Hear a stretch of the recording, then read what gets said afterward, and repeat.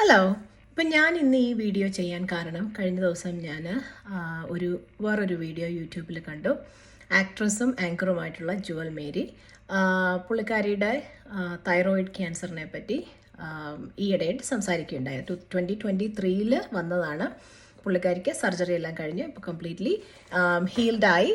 അപ്പം അതിനെപ്പറ്റി തുറന്നു പറയുകയുണ്ടായി.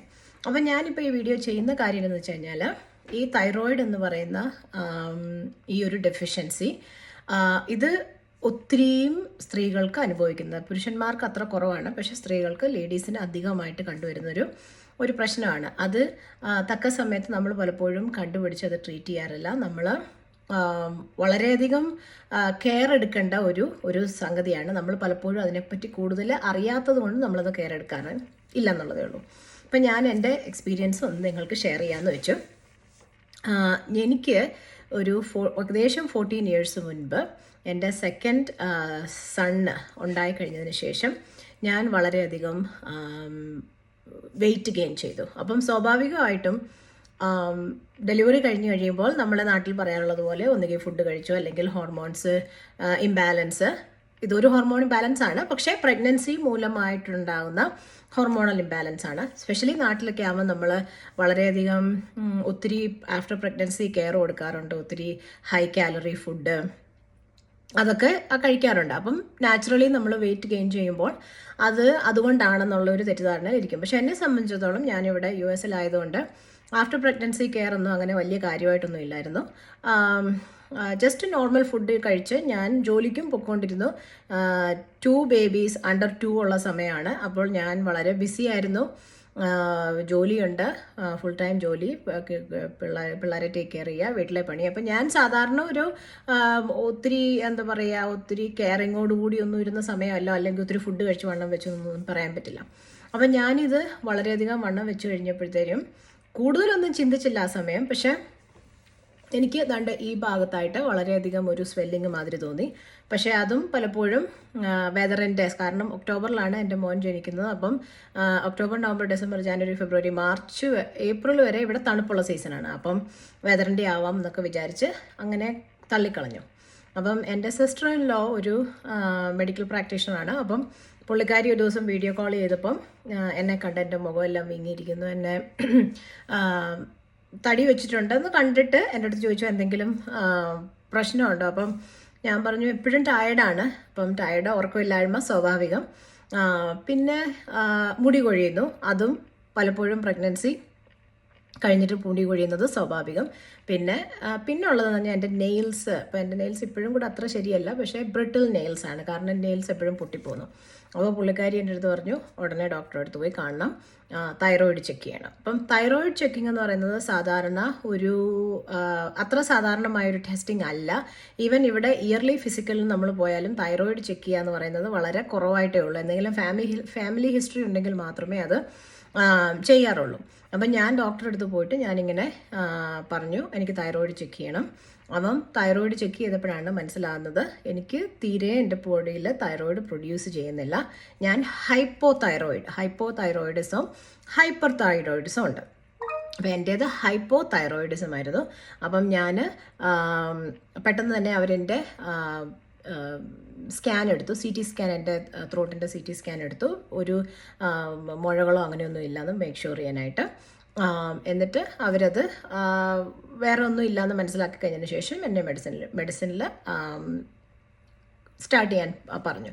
അപ്പം ഞാൻ ഈ കഴിഞ്ഞ 14 ഇയേഴ്സായിട്ട് സിൻത്രോയിഡ് മെഡിസിൻ എന്നും വെളുപ്പിനെ രാവിലെ മുടങ്ങാതെ കഴിക്കുന്ന ഒരാളാണ്. അപ്പം ഇപ്പം ഞാനത് ഡിസ്കവർ ചെയ്തിട്ടുണ്ടായിരുന്നില്ല എങ്കിൽ അതൊരു പക്ഷേ, ബിക്കോസ് ഈയിടെ ഞാൻ ഒരു 2 ഇയേഴ്സ് മുന്നേ ചെക്ക് ചെയ്തപ്പം എനിക്കിവിടെ ഒരു നൊഡ്യൂള് ഗ്രോ ആയിട്ട് വരുന്നുണ്ട്. പക്ഷേ അത് ഇപ്പോൾ ഒന്നും വിഷമിക്കേണ്ട, പ്രയാസപ്പെടാനൊന്നും ഇല്ല, കാരണം അത് ക്യാൻസറസ് ആവാൻ ഉള്ള ചാൻസ് ഒന്നും ഇല്ല എന്നുള്ളത് കൊണ്ട് അതൊന്നും ചെയ്യാതെ വെച്ചിരിക്കുകയാണ്. പക്ഷേ ഞാൻ ആ മെഡിസിനിലായിരിക്കുന്നത് കൊണ്ട് എനിക്ക് വേറെ പ്രശ്നങ്ങളൊന്നും വന്നിട്ടില്ല. അപ്പം ഞാനത് ഡിസ്കവർ ചെയ്യാതിരുന്നിട്ടുണ്ടായിരുന്നെങ്കിൽ ഒരു പക്ഷേ അത് വേറെ എന്തെങ്കിലുമൊക്കെ ആയി മാറിയേനെ. സോ ഈ തൈറോയിഡ് പ്രോബ്ലം എന്ന് പറയുന്നത് മിക്കവാറും സ്ത്രീകൾക്ക് ആഫ്റ്റർ പ്രഗ്നൻസി വന്നുകൊണ്ടിരുന്ന ഒരു സംഭവമാണ്. ഇപ്പോൾ പക്ഷേ അത് ചെറിയ കുട്ടികൾക്കും ഉണ്ടാവാറുണ്ട്. അപ്പം നമ്മളുടെ ബോഡി കാണിക്കുന്ന ഓരോരോ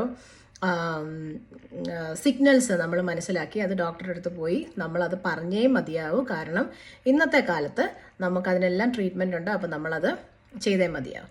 പിന്നെ വേറൊരു സംഭവം എന്ന് പറഞ്ഞാൽ, എൻ്റെ ഫാദർ മരിക്കുന്നത് തൈറോയിഡ് ക്യാൻസർ വന്നിട്ടാണ്. അപ്പം അതും ഇതുമാതിരി ബോഡി കാണിച്ച, എസ്പെഷ്യലി മെന്നിന് അങ്ങനെ തൈറോയിഡ് പ്രോബ്ലംസ് വരിക എന്ന് പറയുന്നത് വളരെ റെയറായിട്ടുള്ള കാര്യമായിരിക്കും. അപ്പം കോവിഡ് സമയത്ത് ഇങ്ങനെ പ്രയാസം തോന്നി ഡോക്ടർമാരുടെ അടുത്ത് കൊണ്ട് കാണിച്ചെങ്കിലും അന്ന് കോവിഡ് ആയതുകൊണ്ട് ആരും അങ്ങനെ വലിയ കാര്യമായിട്ടൊന്നും ചെക്ക് ചെയ്തില്ല. പക്ഷെ പിന്നീട് അത് ഡിസ്കവർ ചെയ്ത് വന്നപ്പോഴത്തേക്കും സ്റ്റേജ് 4 ആയി, അത് പലയിടത്തും സ്പ്രെഡായി, അങ്ങനെ അച്ഛൻ മരിക്കുന്നത്. അപ്പം ഇപ്പം എനിക്ക് ആ ഒരു ഫാമിലി ഹിസ്റ്ററിയും കൂടെ ഉള്ളതുകൊണ്ട് ഞാൻ വളരെ കെയർഫുള്ളാണ്. അപ്പം നമുക്കിനി ഫാമിലി ഹിസ്റ്ററി ഇല്ലെങ്കിൽ പോലും, സ്പെഷ്യലി വിമന് ഡെലിവറി കഴിഞ്ഞവരാണെങ്കിലും പ്രായം കുറഞ്ഞവരാണെങ്കിലും, നിങ്ങൾക്ക് ഇതുപോലെ മുടി കൊഴിച്ചില്ല, പെട്ടെന്ന് നമ്മൾ ഡയറ്റ് ഒന്നും വളരെ ചേഞ്ച് ചെയ്യാതെ തന്നെ നമുക്ക് വണ്ണം വെക്കുന്നു, അല്ലെങ്കിൽ നെയിലെല്ലാം പൊട്ടി പോകുന്നു, മൂഡ് സ്വിങ്സ്. എന്നെ സംബന്ധിച്ചോളം എനിക്ക് പെട്ടെന്ന് ദേഷ്യം വരുമായിരുന്നു, പെട്ടെന്ന് ഞാൻ പൊട്ടിത്തെറിക്കുമായിരുന്നു, പിന്നെ പെട്ടെന്ന് മൂഡ് ചേഞ്ച് ആകും, വല്ലാത്തൊരു ഫീലിങ്.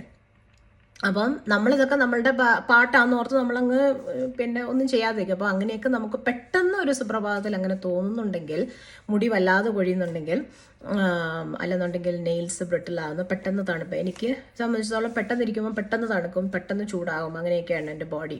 അപ്പോൾ നമ്മുടെ ബോഡി ഇങ്ങനെ ഒത്തിരി സിഗ്നൽസ് നമുക്ക് തരും. പക്ഷെ നമ്മളതൊന്നും സാധാരണ ഗവനിക്കാറില്ല. അപ്പോൾ ഉറപ്പായിട്ടും തീർച്ചയായിട്ടും ഡോക്ടറുടെ അടുത്ത് പോവുക, ഈ കാര്യങ്ങളൊക്കെ പറയുക, TSH and T4 levels check ചെയ്യുക. അപ്പം നിങ്ങൾക്ക് ഇപ്പോഴൊക്കെ യൂട്യൂബിലൊക്കെ ഒത്തിരി ഡോക്ടേഴ്സ് ഇതിനെപ്പറ്റി പറയുന്നുണ്ട്. ഡോക്ടർ മനോജ് ജോൺസൺ എന്ന് പറഞ്ഞൊരു ഡോക്ടർ ഞാൻ ഒത്തിരി ഫോളോ ചെയ്യുന്ന ഒരാളാണ്. തൈറോയിഡിനെ പറ്റി ഒത്തിരി അദ്ദേഹത്തിൻ്റെ യൂട്യൂബ് ചാനലിൽ കൂടെയും ഇൻസ്റ്റാഗ്രാമിൽ കൂടെയൊക്കെ പറയും ഏതൊക്കെ ടെസ്റ്റ് ചെയ്യണം, എന്തൊക്കെ ഫുഡ് കൺട്രോൾ ചെയ്യണം തൈറോയിഡിന് വേണ്ടി, ഹെൽപ്പിന് വേണ്ടിയിട്ട്. അപ്പം അത് നിങ്ങൾക്ക് അങ്ങനെ എന്തെങ്കിലും പ്രയാസം ഉണ്ടെന്നുണ്ടെങ്കിൽ ഡെഫിനറ്റ്ലി പോയി ചെക്ക് ചെയ്യുക. പിന്നെ തൈറോയിഡ് ക്യാൻസർ, ഞാൻ ഈ അടുത്തിടയ്ക്ക് ഒരു ഡോക്ടറെ അടുത്ത് സംസാരിച്ചപ്പം തൈറോയിഡ് ക്യാൻസർ എന്ന് പറഞ്ഞത് ഓവർനൈറ്റ് അങ്ങനെ പെട്ടെന്ന്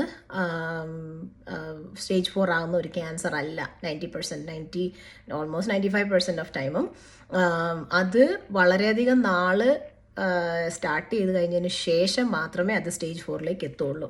അപ്പോൾ നമ്മളുടെ ബോഡി ഇനിഷ്യലി കാണിക്കുന്ന സിഗ്നൽസ് നമ്മളത് കണ്ടുപിടിച്ച് നമ്മളത് ട്രീറ്റ് ചെയ്ത് കഴിഞ്ഞ് കഴിഞ്ഞാൽ കംപ്ലീറ്റ്ലി റിക്കവർ ആകുന്ന ഒരു ക്യാൻസറാണ് ഈ തൈറോയിഡ് ക്യാൻസർ എന്ന് പറയുന്നത്. അത് അനുഭവിച്ച് സ്റ്റേജ് 4 ക്യാൻസർ ആയി സർജറി ചെയ്ത ഒരാൾ, അതും ഒരു ഡോക്ടർ എൻ്റെ അടുത്ത് പറഞ്ഞ കാര്യമാണ്.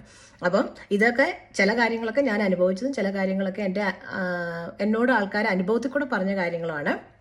അപ്പം ഞാനോർത്തു നിങ്ങൾക്കത് ഷെയർ ചെയ്യാമെന്ന്. കാരണം സ്പെഷ്യലി ലേഡീസ്, നിങ്ങൾക്ക് ഇതുപോലെ എന്തെങ്കിലുമൊക്കെ ഉണ്ടെന്നുണ്ടെങ്കിൽ പോയി ചെക്ക് ചെയ്യുക. ചെക്ക് ചെയ്തുകൊണ്ട് ഒരു കുഴപ്പം ഉണ്ടാകാൻ പോകുന്നില്ല. നിങ്ങൾ ഇപ്പോൾ കൂടിപ്പോയി കഴിഞ്ഞ് കഴിഞ്ഞാൽ ഒരു ലാബിന് നമുക്ക് 10,000-2,000 രൂപ ചിലവായി. ഇനിയിപ്പോൾ അതില്ലെന്നുണ്ടെങ്കിൽ നമുക്ക് സന്തോഷത്തോടെ ഇരിക്കാമല്ലോ. ഉണ്ടെന്നുണ്ടെങ്കിൽ നമ്മളതിന് ഡെയിലി മെഡിസിൻ എടുക്കണം. ഞാൻ 14 years ആയിട്ട് മെഡിസിൻ എടുക്കുന്ന ഒരാളാണ്. എനിക്ക് അതിലൊരു സൈഡ് ഇഫക്ട്സ് ഒന്നും വന്നിട്ടില്ല. എടുത്തില്ലെന്നുണ്ടെങ്കിൽ എനിക്ക് എൻ്റെ ബോഡിയിൽ അറിയാൻ പറ്റും. എൻ്റെ വെയിറ്റ് ലോസ് നിന്നു. അതിന് ഞാൻ വെയിറ്റ് ലോസിന് വേണ്ടിയിട്ട് ഞാൻ കുറച്ച് അധ്വാനിക്കേണ്ടി വന്നു. പക്ഷേ അത് എൻ്റെ ബോഡിയിൽ ചെയ്ത ഒരു മാറ്റം എന്ന് പറയുന്നത് ഭയങ്കരമായിരുന്നു. എനിക്ക് വല്ലാതെ വണ്ണം വെച്ചു. എൻ്റെ മുടി ഇപ്പോഴും അതത്ര ബാക്ക് വന്നിട്ടില്ല, പക്ഷേ കുറച്ച് കൺട്രോൾഡ് ആണ്. അപ്പം ഇത് നിങ്ങൾക്കൊന്ന് ഷെയർ ചെയ്യാമെന്ന് വെച്ചു. അപ്പോൾ ഇതിനെപ്പറ്റി കൂടുതൽ അറിയണമെന്നുണ്ടെങ്കിൽ ഞാൻ ഇനി നിങ്ങൾ കമൻറ്റ് ചെയ്ത് കഴിഞ്ഞാൽ എൻ്റെ എക്സ്പീരിയൻസ് കുറച്ചും കൂടി ഡീറ്റെയിൽഡ് ആയിട്ട് പറയാം. അപ്പം ഇത് നിങ്ങളിലേക്കൊന്ന് ഷെയർ ചെയ്യണമെന്ന് തോന്നി. ഈ പല വീഡിയോസും ഞാനിങ്ങനെ കണ്ടതിന് ശേഷം അതിനെപ്പറ്റി കൂടുതലായിട്ടൊന്ന് പറയണമെന്ന് തോന്നി. ഒരു എക്സ്പീരിയൻസ്ഡ് ആയിട്ടുള്ള ഒരാളെന്ന് കരുതിയിൽ ഒരു കാരണവശാലും എനിക്ക് തൈറോയിഡ് ക്യാൻസർ വന്നിട്ടില്ല. Thyroid, low thyroid, hypothyroid എനിക്ക് ഡയഗ്നോസായി. ഇനിയും ഹൈപ്പർ തൈറോയിഡ് ഉണ്ട്. അത് നമ്മളുടെ ബോഡിയിൽ ഓവറായിട്ട് തൈറോയിഡ് പ്രൊഡ്യൂസ് ചെയ്യുന്നതാണ്. അത് ഈ ഹൈപ്പോ തൈറോയിഡിനെക്കാട്ടിലും കുറച്ചും കൂടെ ഡേഞ്ചറസ് ആയിട്ടുള്ളൊരു സിറ്റുവേഷനാണ്. നമ്മൾ ബോഡി വെയ്റ്റ് അതിൽ കുറയും, നമ്മൾ വല്ലാതെ മെലിയും. അപ്പം ഇങ്ങനെ പെട്ടെന്ന് വണ്ണം വെക്കുക, അല്ലെന്നുണ്ടെങ്കിൽ പെട്ടെന്ന് മെലിയുക, അങ്ങനെയൊക്കെ ഫീൽ ചെയ്യുന്നുണ്ടെന്നുണ്ടെങ്കിൽ ഉറപ്പായിട്ടും നിങ്ങൾ അത് എന്തുകൊണ്ടും ആയിക്കോട്ടെ, ഇപ്പോൾ തൈറോയിഡിൻ്റെ തന്നെ ആയിരിക്കണം എന്നില്ല, പക്ഷെ എന്തുകൊണ്ടും ആയിക്കോട്ടെ ഡോക്ടറുടെ അടുത്ത് പോവുക, ചെക്ക് ചെയ്യുക. ഒന്നുമില്ലെന്നുണ്ടെങ്കിൽ നിങ്ങൾക്ക് സമാധാനത്തോടെ ഇരിക്കാം. ഇല്ലെന്നുണ്ടെങ്കിൽ നമുക്ക് അത് നമ്മളുടെ ഒരു ലൈഫ് സേവിങ് ഒരു ടെസ്റ്റ് ആയിരിക്കും. സോ അപ്പം ഇനിയും ഇതിനെപ്പറ്റി കൂടുതൽ ഡീറ്റെയിൽസ് വേണമെന്നുണ്ടെങ്കിൽ നിങ്ങൾ കമൻറ്റ് ചെയ്യുക. പുതിയ വീഡിയോ ആയിട്ട് ഞാൻ വരുന്നതായിരിക്കും. അപ്പോൾ സീ യു ലേറ്റർ. ഇഷ്ടപ്പെട്ടാൽ ലൈക്ക് ചെയ്യുക, സബ്സ്ക്രൈബ് ചെയ്യുക. ബൈ.